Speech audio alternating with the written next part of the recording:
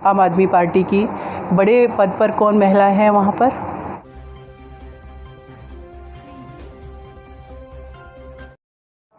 नमस्कार दोस्तों, मैं राजशेखर और आप देख रहे हैं सुपर जस्टिस न्यूज़। इस समय हमारे साथ मौजूद हैं सीमा कुशवाहा जी, जिनको पूरा देश अच्छे जानता है। इनको नाम से कम इनके काम से लोग जानते हैं और अब ये बसपा की जो है दिल्ली प्रदेश प्रभारी बन चुकी हैं। तो मैम, सबसे पहला सवाल आपसे ये है कि आप एक महिला हैं खुद, और जिस तरीके से दिल्ली के अंदर अभी आम आदमी पार्टी में सभी महिलाएँ एकत्रित हो रखी हैं, कुछ ना कुछ उनको वहाँ से मिल रहा है, तो आप बसपा के अंदर महिलाओं को एकत्रित कैसे करेंगी? देखिए, आप, मुझे लगता है कि आप एक बार अपना फैक्ट चेक करिए। 2 बार सरकार बनी है, दूसरी बार आम आदमी पार्टी की, क्या कोई महिला मिनिस्टर बनी है? तो आप का फैक्ट जो है करेक्ट नहीं है। क्या मिल रहा है वहाँ पर? लेकिन अगर हम बहुजन समाज पार्टी की बात करें तो बहुजन समाज पार्टी ने जब पहला मुख्यमंत्री बना तो एक फ़ीमेल को बनाया। इससे बड़ा बसपा का और क्या एग्ज़ाम्पल हो सकता है?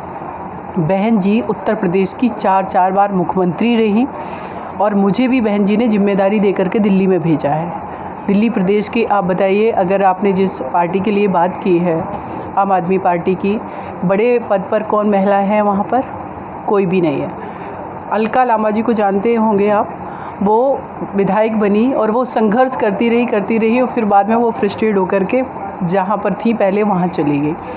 तो बसपा में महिलाएं, अगर आप एक्चुअल में दिल्ली को जान रहे हैं, आप गलियों में घूमिए जहाँ समस्याएं हैं। बीएसपी से ज़्यादा कैडराइज कहीं पर भी स्ट्रॉन्ग और बाबा साहब को मानने वाली बोल्ड, इंटेलिजेंट, वोकल महिलाएं नहीं मिलेंगी किसी भी पार्टी में। पूरी तरीके से अपने फ्रीडम का वो लोग यूज़ करते हैं। आप जितनी भी बहन जी की रैली में देखेंगे ना, सबसे ज़्यादा संख्या महिलाओं की रहती है। बाकी अन्य पार्टियों को आप कभी भी उनकी जो बड़ी पॉलिटिकल रैलियां होती हैं उनको उठा के देख लीजिए, चाहे वो बाबा साहब की जयंती को सेलिब्रेट करें, हम महात्मा बुद्ध जी की जयंती को सेलिब्रेट करें, या हम मानवर साहब जी के जन्मदिन को, या बहन जी के, हमेशा महिलाएं आगे रहती हैं। क्योंकि बाबा साहब ने जब 1955 में हिंदू कोड बिल आया तो महिलाओं के अधिकारों के लिए इस्तीफा दे दिया, संविधान में महिलाओं को अधिकार दिए गए। तो बहुजन समाज पार्टी का तो पूरा इतिहास ही महिलाओं के लिए, संघर्ष के लिए, उनके हक अधिकारों के लिए लड़ाई लड़ने का रहा। महात्मा ज्योतिबा फुले की बात करें, जिनको बाबा साहब अपना गुरु मानते हैं, तो उन्होंने अपनी पत्नी को उस दौर में पढ़ा करके अध्यापक बनाया। देश की पहली महिला अध्यापिका बनी और महिलाओं के लिए पहला उन्होंने स्कूल खोला। तो बसपा का जो इतिहास है वो अलग बात है कि जो इतिहास लेखन हुआ है इस देश का, उसमें वो न्यूट्रल नहीं है। जो एक्चुअल में इस देश को जिन्होंने सामाजिक क्रांति जिन्होंने लाई है, जिसके लिए लोगों ने काम किया है, हमारे महापुरुषों ने काम किया है, उनको फ्रंट पर नहीं रखा गया है। लेकिन अब अच्छी बात ये है कि मानवर साहब हमारे जो हैं, उन्होंने जो बहुजन समाज के महापुरुष थे, जिन्होंने सिर्फ बहुजन समाज नहीं पूरे देश हित में काम किया, उनको घरों तक पहुँचा दिया, बहुसंख्यक आबादी तक पहुँचा दिया। तो वैसे ही हमारी पार्टी है और महिलाओं को तो हमेशा आगे रखती है और वो काम कर ही रही है, और जिसका आप उदाहरण आप देख रहे हैं कि आप हमारा इंटरव्यू ले रहे हैं जी। तो मैम, सबसे पहला ये है कि आप आगामी नगर निगम के चुनाव आ रहे हैं, तो आपकी पार्टी किस तरीके से अब इसमें काम करेगी और क्या आगे की प्लानिंग आपकी होगी? देखिए, हमारी पार्टी जो है हमेशा से सक्रिय है। बहुजन समाज पार्टी जब से बनी, एक राज्य नहीं, हमने कई राज्यों में अपने विधायक भी बनाए और अभी वर्तमान में भी है उत्तर प्रदेश, उत्तराखंड, पंजाब। हमारी नेशनल पार्टी है, दिल्ली में भी हम लोग काम कर रहे हैं। हमारी जो यहाँ पर बहन जी के दिशा निर्देश से जब मुझे यहाँ लगाया गया, और पहले से जो हमारे सीनियर पदाधिकारी हैं यहाँ पर, अध्यक्ष जी साथ में बैठे हुए हैं, जितने भी पदाधिकारी हैं सब लोग डेडिकेशन से काम कर रहे हैं। पॉलिटिक्स में सत्ता का परिवर्तन होता रहता है, और जब नई तरीके से कोई और पार्टी उभर करके आती है, या जो कोई पार्टी सत्ता में है, तो उसने कैसे वो पावर में आ गई, कैसे चीज़ों को इन्फ्लुएंस किया, कैसे लोगों तक पहुँचे, तो बहुत सारी चीज़ों पे एनालिसिस होना चाहिए।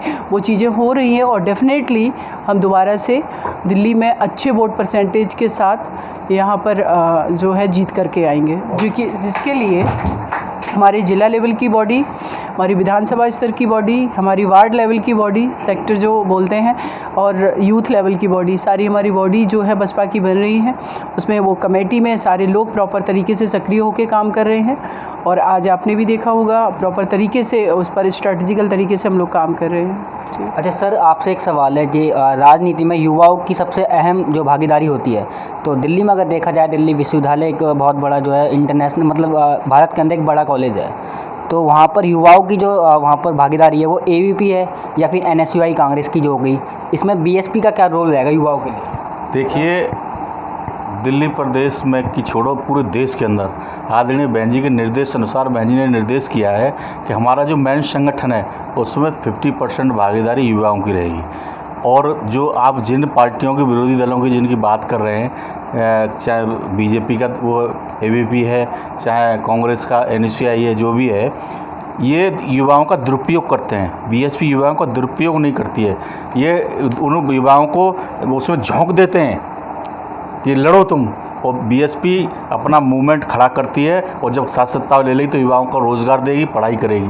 बीएसपी उनके रोज़गार की बात करती है, उनकी पढ़ाई की बात करती है। ये नहीं चाहते कि ये युवा जो है रोज़गार मिले इनको या पढ़ाई कर सकें सही ढंग से, इसलिए उनका वो अलग है, उनका मामला अलग है। भाई बीएसपी मूवमेंट ये मानवतावादी मूवमेंट है, इसीलिए युवाओं का दुरुपयोग नहीं करती। अपने मेन संगठन में युवाओं की भागीदारी है 50% हमारे। देखिए ना, अब ये युवा नहीं दिख रहे, मैं खुद युवा हूँ यार, प्रदेश का अध्यक्ष हूँ, को युवा नहीं दिखाई दे रहा। बहन जी आप प्रभारी हैं, युवा नहीं दिखाई दे रही, सब युवा ही तो हैं, हमारा पूरा संगठन युवा है। तो युवाओं को भागीदारी बीएसपी के अलावा इतनी किसी में हो ही नहीं सकती। पर जहाँ तक देखा जाए दिल्ली यूनिवर्सिटी के अंदर लाखों बच्चे पढ़ते हैं, वहाँ पर अगर आप देखेंगे तो एबीपी होगा या फिर एनएसयूआई होगा या अन्य जो भी संदेह। मैंने तुम्हें कहा ना, बीएसपी दुरुपयोग नहीं करती ना युवा का। वो मैंने कहा कि उनका उद्देश्य अलग है, इस देश के युवा जो है भटक जाएं, वो भटकाने की प्रयास करते हैं, वो पढ़ाई न करें। अगर पढ़ाई कर लेंगे तो रोज़गार मांगेंगे, रोज़गार ये दे नहीं पा रहे, देख नहीं रहे हो आप देश में क्या हालत है।